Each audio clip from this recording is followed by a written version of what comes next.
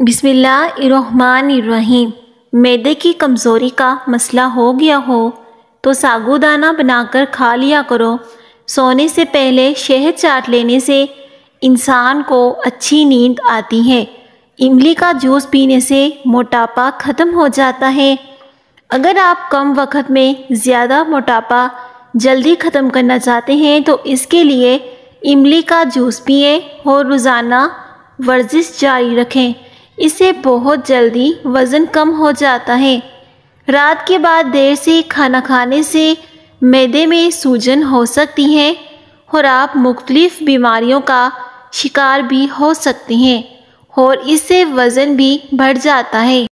کھجور اور دہی ایک ساتھ کھانے سے چھاتی صاف رہتی ہے، یعنی کہ بلغم ختم ہو جاتی ہے۔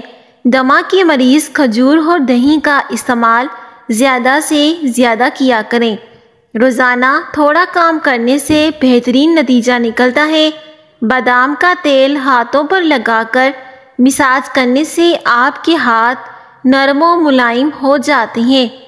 پانی پی کر فوراً سونے سے آپ کے دماغ کو نقصان پہنچ سکتا ہے، اس لیے سونے سے پہلے پانی کا کم ہی استعمال کرنا چاہیے۔ میٹھے مشروبات پینے سے پرہیز کریں، یہ آپ کے بدن میں پانی کی کمی کے باعث بھی بن سکتے ہیں۔